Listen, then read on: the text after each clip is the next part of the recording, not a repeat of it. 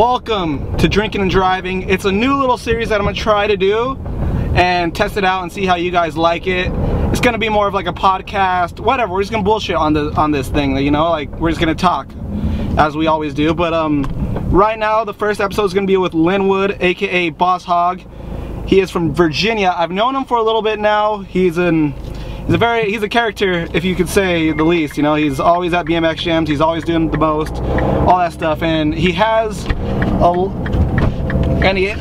shit, I need to tighten that down right quick. But yeah, he's always if you know him, he definitely has a lot to say. So I figured that would have been, he's a really good guest to bring it on today. So we're on the way to go pick him up, and yeah, welcome to Drinking and Driving, episode 1. Drinking and driving, drinking and driving, drinking and driving, drinking and driving. Hood Rick. What's up, Boss Hogg? Chilling, baby. What are we, oh shit. So welcome, here we go. Drinking and driving. I got this. I am not drinking, so the camera setup is very, very sketchy. So if it falls once in a while, I might have to cut it out. I'm gonna show you guys how it looks right now. Like this is how sketchy it looks. Drink and drive and just cruise the road and learn a little bit more about Boss Hogg.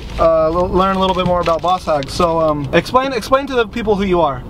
My name's Linwood, Boss Hogg Monk. I'm from Richmond, Virginia.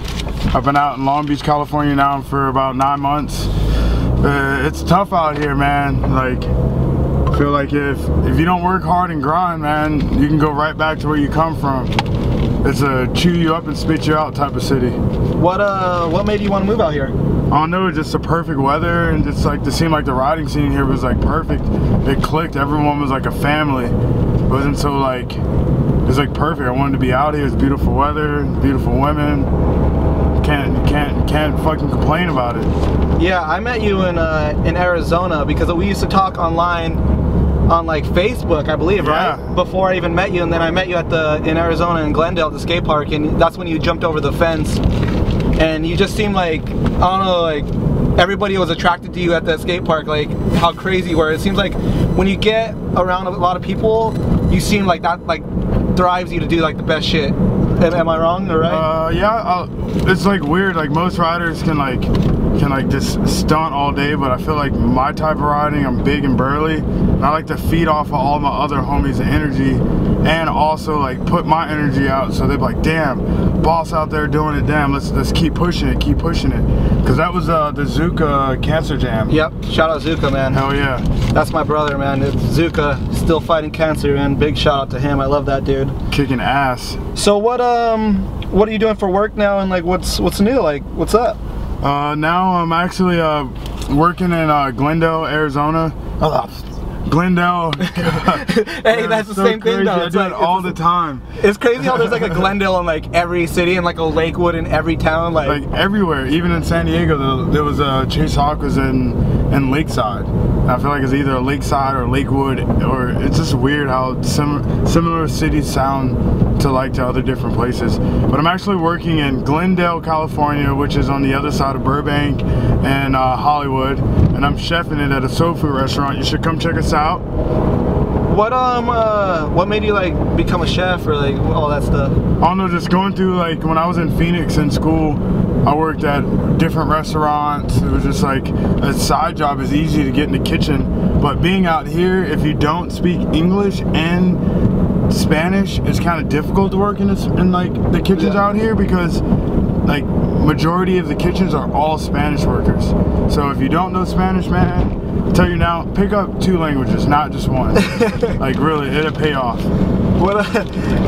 Like it's just so crazy that you work at a soul food place in like California, because it's so not heard of besides like Roscoe's and stuff. Yo, I know, but we kill it. We're just not no like regular like soul food like any other. I mean, like we have a 420 hush menu. Come and ask for the 420 hush menu. I take care of you. Infused Oreos, deep fried, shit's fire. So like going back, like tell us how it was like growing up when you were younger. Like how did you get into BMX and stuff like that? Getting into BMX, it was my grandmother. Really was awesome. She bought me my first BMX bike, took me down to the track in Richmond, and I just saw was weird is that she wanted me to start racing, and I didn't like that. I was like, I don't want to race. It's like it's rules. Was she like into? How did she even know about BMX racing and stuff? I want to say it was like one of my neighbors across the street was into racing. Like he was like one of the state champ racing in Richmond, and I guess his family was like, you should get Boss into riding bikes, because all my family still call me Boss. I can call my dad now on speaker, like, what's up, Boss? How did you even get that name? I used to be fat when I was a little kid, and when I was getting baptized I was wearing all white, so like Boss Hogg from Dukes of Hazzard. Really? So it just like stuck. I thought like you gave yourself the name Boss Hogg. It's a family name. Really? Yeah, I can call my dad on speaker right now and he'd be like, yo, what's up, Boss? That's so crazy, because I thought like it's just like your alter ego when you like get fucking hyped up and you're like, I'm fucking the boss, you know what I mean? And it's weird, everyone thinks it's from BMX, but it has nothing to do with BMX at all. Well, that's like what people know, because if you guys are around a gym and he's amped up, he's Boss Hogg, like the best, you know, like and that's what and I feed off it. A lot of people don't. A lot of people like don't really appreciate it, but I know how you're like, you know, you gotta get in that mental mode to like just, you know, it's either like you land it or you die. Like you just, you know, you just gotta spit it out. I mean, go big or go home. I mean, I grew up watching like dudes like Mike Tag and fucking R.I.P. Like you know what I mean, like big dudes like killing it, like just like going gnarly, everything. Sean Burns, look at this guy. Surfing down the wrong direction on the road. Yeah. Keegan, stay off that pookie, guys. So like, what was your lifestyle growing up? Like, what was it? I mean, it wasn't easy, it wasn't hard. Like, my mother at the time, like, couldn't really take care of me, so she, like, pretty much, like, took me to my grandmother's, which is in the country. Like, not suburban area, but I lived in the country. Yeah. And I grew up with my grandmother. My grandmother, like, took me to all the BMX stuff. Like, I mean, the first time that I went to, like, a actual, like, rock show was with my grandmother. Rock show? Yeah, I went to the Rolling Stones at Atlanta Braves game. Yeah, that's like kind of like I've noticed that you're very diverse in music. Like you listen to I listen to everything.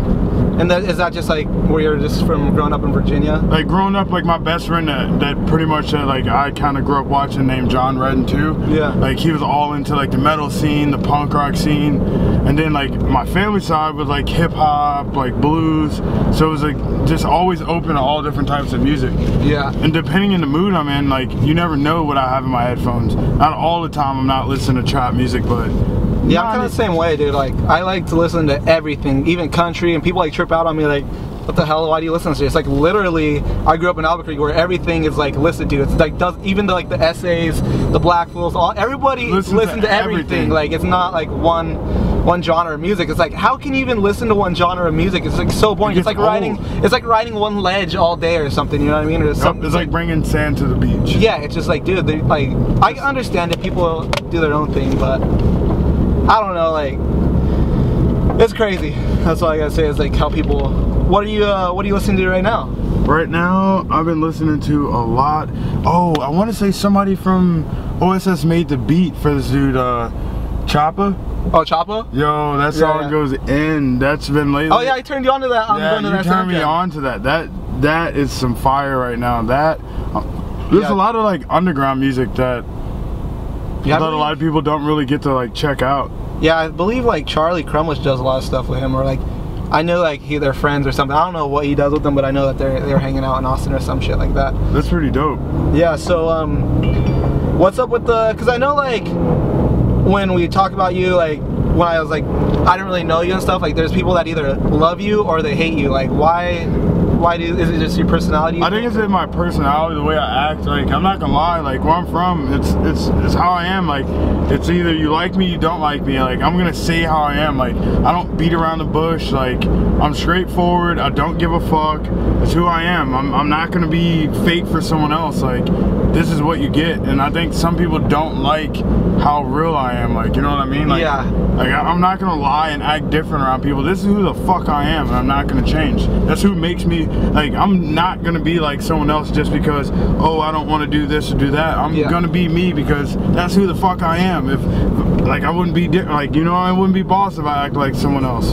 Yeah, it's like in that you were showing me the trailer. What was it? what was that? It wasn't Act Like You Know, was it? Yeah, it was Act Like You Know. Actually, I got into it with. It was like a bat, right? Yeah, dude had like a bat to my face. I'll tell you about that story. I was traveling with Zach Gerber for about a year, like right after I left Phoenix. I'm traveling with him for a minute, like all over the world. We went to Vegas, we went to Interbike, we were in the Bay Area with Mesta from Feeble Life. So we ended up going back to like Columbus area where he lives at, and he took me to a party with a bunch of his guys that live in fucking Dayton, Ohio, whatever. Yeah. And we go up to the party, but I guess they got mad because on Instagram, I called someone out, I called him a toy bitch ass dude, and I guess he used to be like the designer or something for Animal back in the day, because he said he was gonna go like destroy a spot, and he was like, oh, it's my spot, we made it rideable. And I feel like, dude, you can't like call like. And you're one to say like, you're one to call somebody out. Yeah, I'm the one to call you out, dude. Like, I don't care who you are, who you ride for. I don't give a fuck. We're grown ass niggas at the end of the day. Yeah. We ride a little kid's bike. I will smack the shit out of you. Yeah. Like, really, you're acting like a bitch. I'm gonna go take out this rail so other people can't ride it. Yeah. So I guess I didn't know, but half of his homies are from Act Like You Know, and it was an Act Like You Know party. And me being respectful, like, I didn't say anything, but the dude was getting all drunk, and it's crazy. It took him a whole bottle of fucking vodka to even come say something to me, and a bat with nails in it. Was there like drama before all that stuff, being from the East Coast, or was it just like It was just that one thing, because like I normally get along with everyone, you know what I mean? Yeah. I'm from the East Coast. I love Animal. I like love all those companies. That's what put me on is Animal FPM, like American-made company, like. But it was just like, I think I just said something that pissed other people off, and it was just like, fuck it. So the dude's name, I don't even know the fucking guy's name now. That's how much I really don't give a shit. But he's some fucking whacked out dude that doesn't even fucking ride bikes. He's fucking garbage. Fucking at the party, fucking put the bat in my face and was all like, oh, tell everyone to act like you know and you're sorry. And then we get outside and toe to toe, I fold his nigga's back up. I made his fucking back touch his ankles. His homies were all watching it. They weren't filming that part though. I bet you that won't be in their Act Like You Know video, but I don't give a fuck. I really don't. They can post all that shit. At the end of the day, I'm still getting money, still getting bitches out here in Cali doing my thing. So you're like, are you just not cool with that guy, or just? I'm just not cool with that guy. I'm cool with all other dudes, because the dude, oh fuck, what's his, Greg? His house, it was him and his girlfriend's house. They're having a Halloween party, man. Like, like, you know what I mean? I ain't going to no party to start drama. I literally was sitting in the corner, drinking, smoking, and the dude, it literally took this dude to drink a whole bottle. I want to say it's a... Alright, we're having a little camera malfunction. It's the last clip, the camera fell over, and now we're taping it again. It is due to ghetto rigging it, but we're gonna get back to that story in 1 second once we fix it, and I hope this is gonna work. So, alright, so back to the story. Alright, so we're in Dayton, Ohio. And you're at the... I'm chilling at Greg's house, which is he's a part of, he's affiliated with Animal and Act Like You Know guys on the East Coast. Cool ass dude. We're chilling at his girlfriend's. I have a bunch of people over. I want to say the dude's name is Milby. He's acting all drunk and shit because I said some remarks to a dude on Instagram. I called him Toy because he said he was gonna, no, I actually called him a bitch ass toy.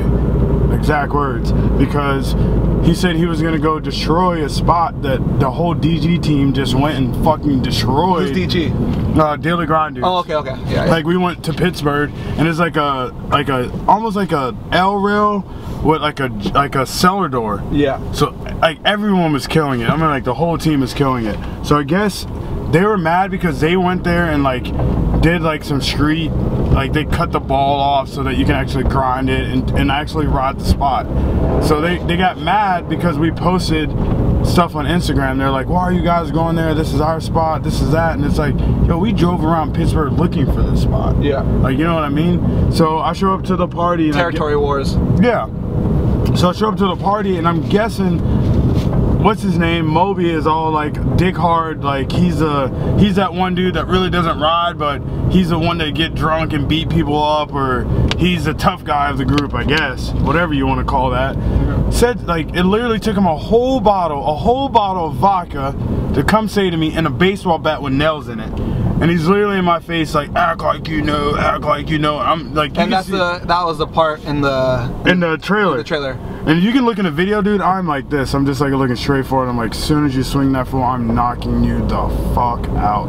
And then I was trying to be respectful because I'm at someone else's house. There's a lot of pretty girls there, not just like random. It's like it's someone else's brand new house. They're talking about they just moved in. It's nice. They have nice shit. And I'm not gonna fight in like, you know what I mean, inside their crib. And what's weird is that he was the only one that had problems. Like Greg didn't say anything, and we were in the backyard. Nigga was standing right next to me on the porch smoking a cigarette. Did not say one word until he finished the vodka.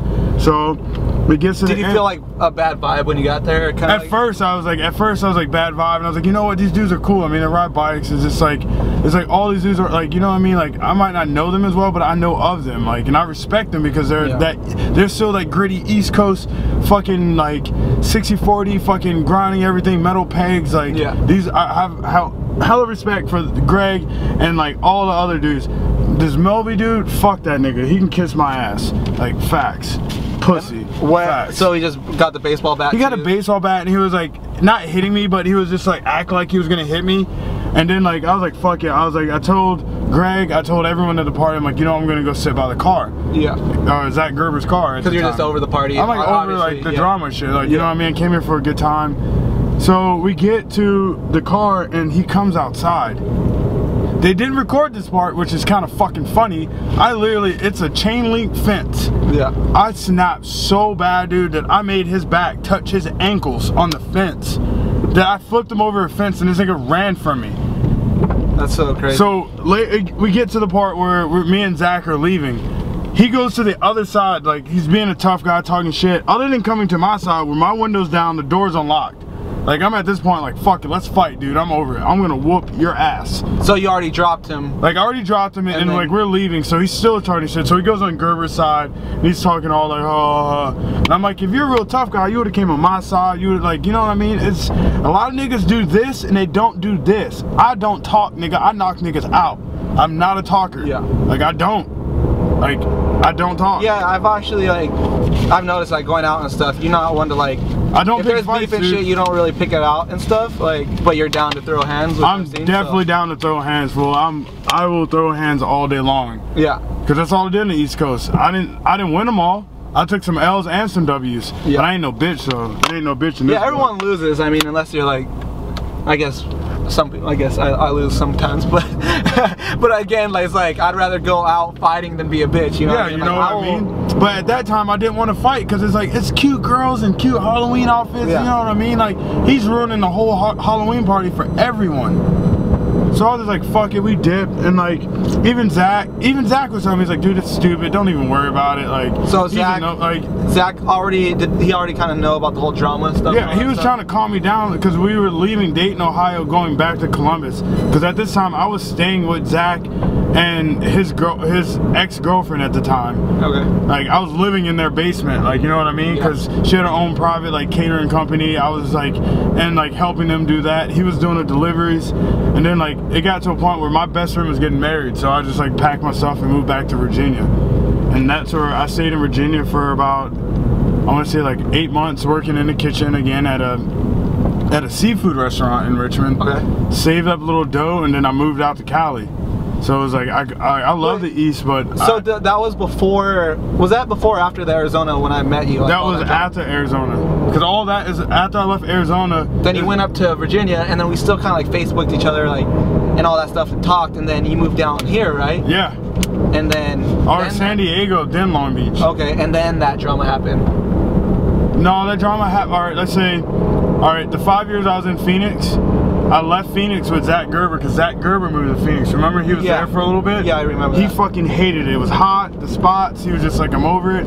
So me and him literally got in a car. We drove to California. We went, I want to say we went to Long Beach, LA, Napa Valley. We took a nap on the side of the fucking road in his little Volkswagen car. It's crazy. We had the 3 bikes, all of our shit. We went up to the Bay Area where like a lot of my Feeble Life video was filmed. And that's where you got put on Feeble Life? That's when I got put on, after meeting that, I went on like Feeble Life and like Mess was like, dude, this dude's cool as shit. And then I was like, people like dudes are awesome. I respect Messer because he's the same way. He's like, he works a job 40 hours, and then he comes home and he makes fucking bricks of wax, t-shirts, and he's all about putting on like the new riders that aren't getting that light that they should be getting. Yeah. So I respect any company that does that. I agree. It's really cool to see. So what's your relationship with Gerber now after all that stuff? Or you guys MIA, dude. Like, as weird as that, I'm in a group chat with the Feeble Life dudes. Yeah. But I used to, like, me and Gerber used to talk all the time. Like to be honest, like, he was like he saved my life from Phoenix. Yeah. Like, he literally did, because I was like, Phoenix, I was like, it's getting hot. My roommates were fucking me, and I was just like, you know what? I'm just gonna get in a car with Zach Gerber. I was like, I didn't second guess it. I literally just packed my shit and got in the car and dipped. You're literally fucking, they're literally fucking you? Like, they were like taking my money and like, you know what I mean? Wasn't paying bills, like the shady shit you get when you meet like a roommate that you think is fucking cool. Yeah, I like that same shit happened to me when I moved to Arizona.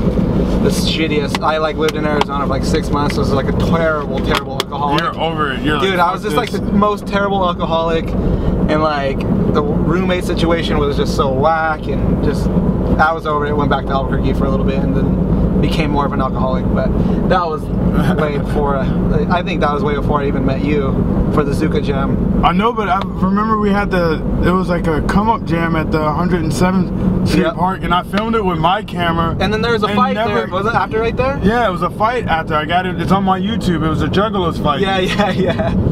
And what's crazy is I have that whole edit. I think it's on my. It has to be on my external hard drive. I have to hit my pops up. Yeah. So, living out in Virginia, how was like all the riding scene? Who did you ride with and all that stuff? And in Virginia, I rode with my little homie. His name is Stone, Little Stoner. Like, it's like hella locals, all the FBM dudes. How old were you when you started riding? When I first started riding, my grandmother got me on a bike when I was like 6. Okay. And then like I got into like really into like street riding, like when I was probably like 14, because I came home one day. Remember when Dan's Comp used to have like the chain wallet? I think so. Like, I was more of an Empire kid than Dan's. Only reason it's like Dan's for me is that that's where my grandmother would order a bunch of shit for me. Yeah, because it's not that far, right? Yeah, and we really didn't have like BMX shops in Richmond where I'm from, so it was just like, fuck, it was like we had to get from Dan's. Yeah. So one day I come home from school and I had Albert Street, VHS. One of my favorite videos, like, you know what I mean? Yeah. And she had me a chain wallet. Like, it was like a chain with a wallet on it. And she was like, all I want you to do is go to school, do all the good shit, get your grades, pass, and I get you whatever you want. So you know what I did? I went to school, did everything I was supposed to do, and got everything I wanted. You know, I mean, not everything I wanted, but I like, you know what I mean? I got a dope bike setup. It was like, what was your first bike? My first bike was a Swin Joey Garcia automatic back trail. Yo, mine was a Schwinn El Jefe freestyle bike, like actual freestyle. Because I used to race for Schwinn. I raced for Schwinn when I was like, I started at like 4 or 5. Dude, everyone sleeps on Schwinn. Schwinn used to be the shit back in the day. Schwinn was the best fucking company, and still probably is. It had like Biz, Wiz, like, fucking Joey Garcia. Jay Miron, the Canadian beast, one of the best teams ever. Killing the game. Yeah, man. It's so like, when you're growing up, did you like join any gangs or anything like that? How's like, you know, or how was shit? I don't really know much about Virginia, like on how. Like, I mean, like where I'm from, like Richmond, like low key is an underrated city. Like we were on the map for like murder capital for a minute. Yeah, that's. But I didn't like join any gangs. But it was like the neighborhood I was in. I had to fight every day. Like I literally had to fight every day. I would get my ass kicked every day walking home from the school bus. Now it would be a point where I didn't want to go to school. Like I literally would get my ass kicked every fucking day. Till I finally was like, fuck it. I came home one day and my mom was like, pick up a rock, pick up a stick. I don't care if it's 10, if it's 5, if it's 2 of them. If the motherfucker's bigger than you, knock him the fuck out. Yeah. And from that point on, I started knocking fools out. Like literally, I would pick up rocks, sticks. There's like no rules in fighting fool. If you're gonna like come at me, trying to hurt me, I look at it like, you don't give a fuck about me. At the end of the day, you either trying to hurt me or kill me. So guess what? I'm gonna get you before you get me.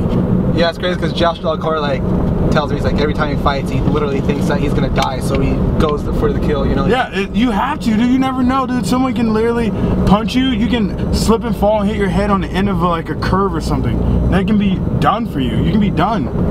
And that's another reason why I don't like fighting. I don't like it because what if I snap and hurt someone really bad? And then I'm ruining my life fighting and I'm gonna go to jail for something stupid and I won't be able to ride my bike, I won't be able to smoke, I won't be able to drink beer, I won't be able to fuck hot bitches. Nah, no thank you.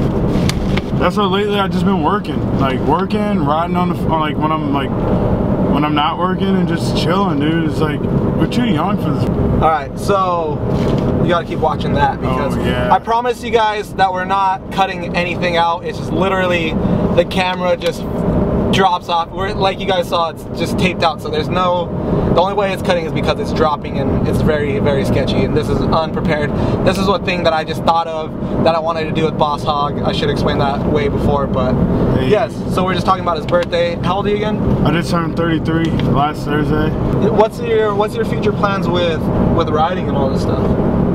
To be honest, right now, it's like, I look at it just for fun now. It's like, dude, like, every other day was like, when you come out with a new edit, when you're gonna like do this and do that, I'm like, dude, it's just like, it comes like, you know what I mean? That feeling whenever I wake up that day and be like, oh, I feel good, let's go out and bang out this clip. Yeah. Other than that, dude, I'm literally just chilling every day, riding local spots in Long Beach with all the homies, Jesse, you, fucking May, like, it's just like killing it, man. It's just like chill and relax. And when it comes to that time, I feel like the next edit will drop, and when it does, it's gonna be fire. Yeah, there's some still like tie rides that you definitely need to get done. So how did who gave you the name the Tie Ride King? Jeff Z. Really? Jeff Z said it all. Like, Jeff Z was just like, dude, it was just like, you're gonna tie ride from here to Virginia, huh? And I was like, it was weird is that I used to not do a lot of tie rides. Really? I was like, that wasn't my trick. Like, and then it was just like, one day I was like doing them and then I was just like, I couldn't stop. I was like, it's fun. Like one tire, like doing manuals, like nose manual and flat rails. Yeah, you're literally known as like, because in Arizona, again, dude, he just did that tie ride up the rail flat and everyone was like, what the fuck? And like, that's that mode I'm talking about. Like, you literally have to get into Boss Hogg mode and feel yourself to fucking do it. Like, some people be like, nah, you don't need that, fuck that. But I mean, I understand it all, you know? It's like a switch I turn on at jams. I guess someone told me I'm a jam rider. You know what I mean? I show up and just, it's like having fun, but it's like, yo, dude, it's like, imagine all the jams back in the day, Toronto jams, like FBM ghetto jams, like how fucking Muller used to have jams at Interbike. Yeah. Like, it's just like, it's not just like, oh, a little tic-tac, and it's like, motherfucker, pedal wall to the wall, fucking Slayer. Yeah. Like, that's all I think about at jams. I'm like, dude, pedal fast, let's do this Slayer? Shit. I love fucking Slayer. What's your favorite song, Slayer? I don't know about like song, but like album, Kill 'Em All, like God Sort 'Em Out. Yeah.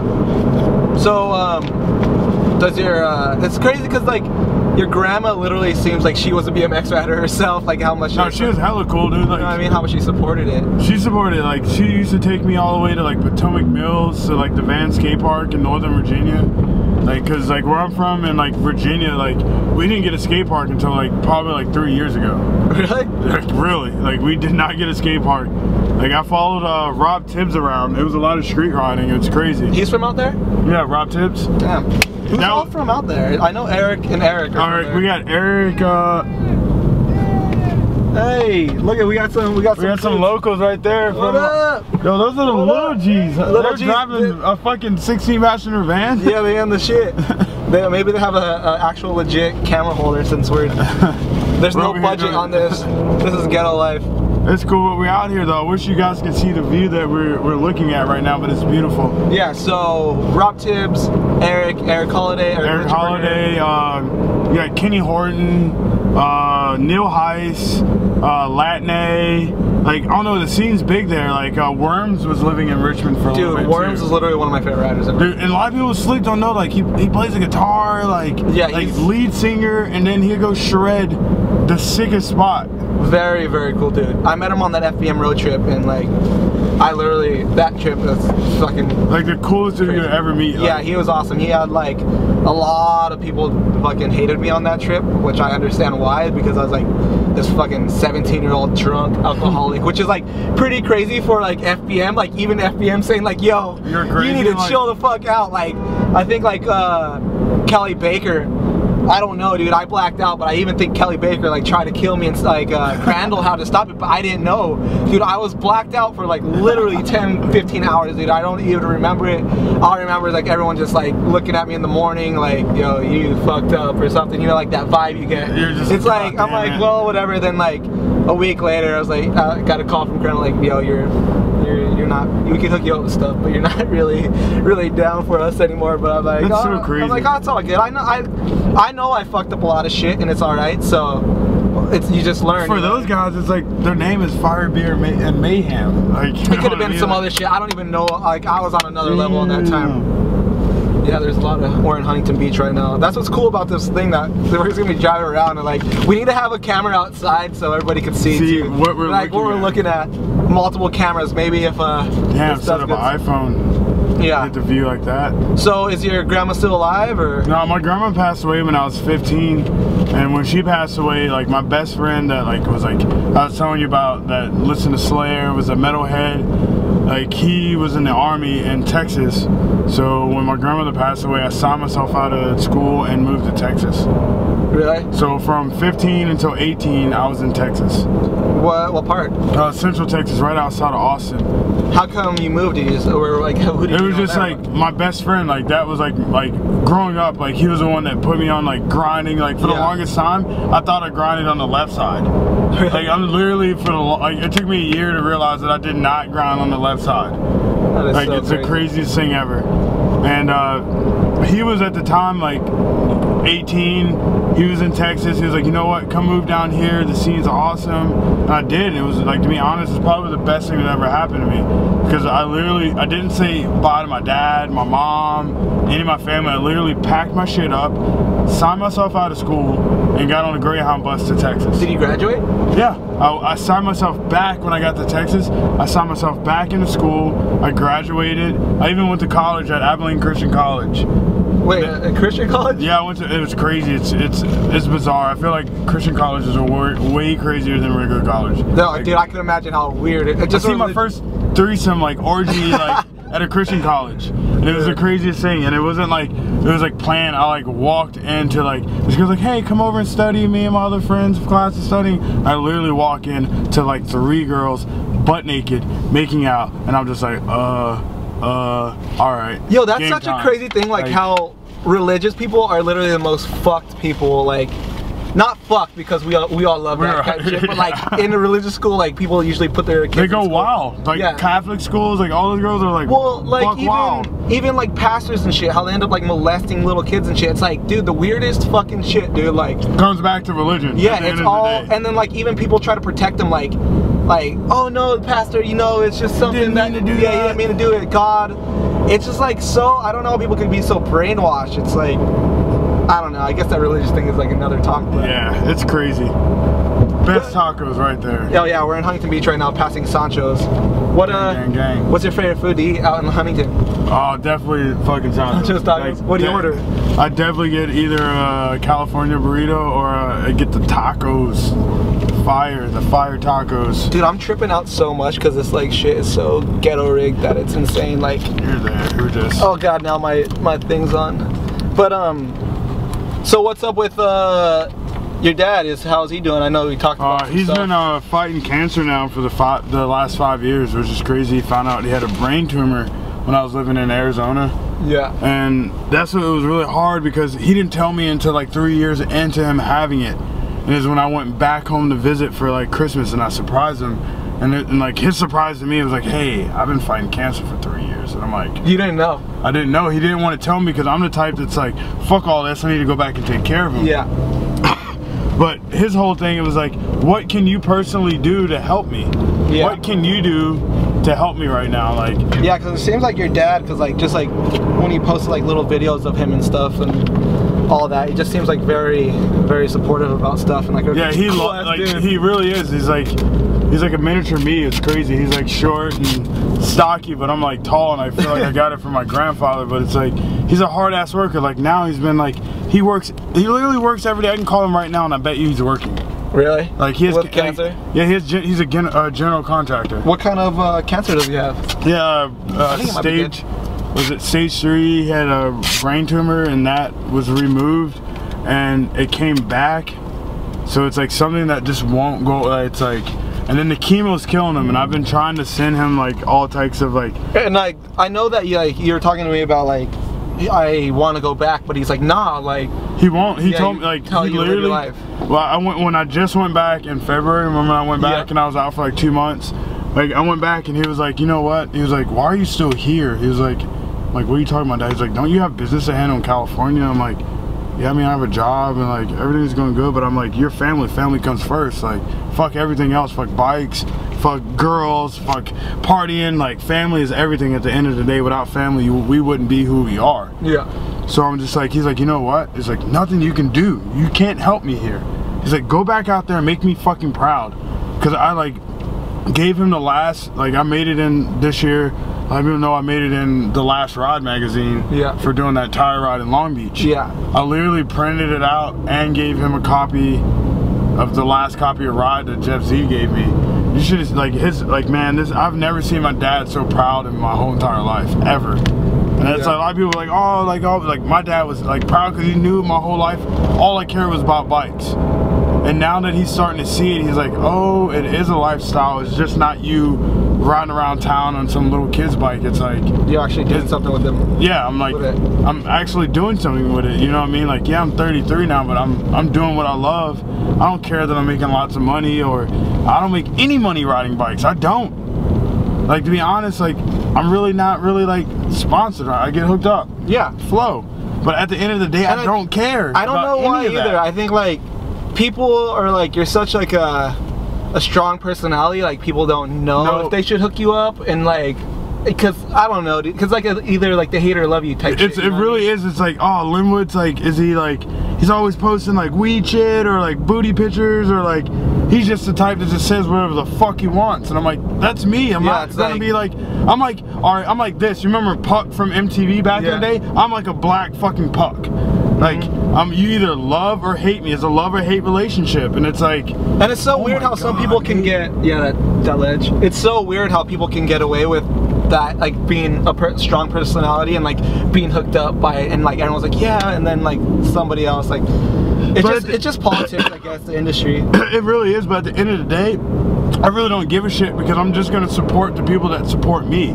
Even if like they don't give me free shit, I'm still gonna buy shit from that company. You know what I mean? Like, it dropped again with the good parts. I'm sorry, guys. Always dropping at the good parts. But what we're so at the end of the day, we're talking about sponsorship. At the end of the day, you're gonna do whatever you're gonna do.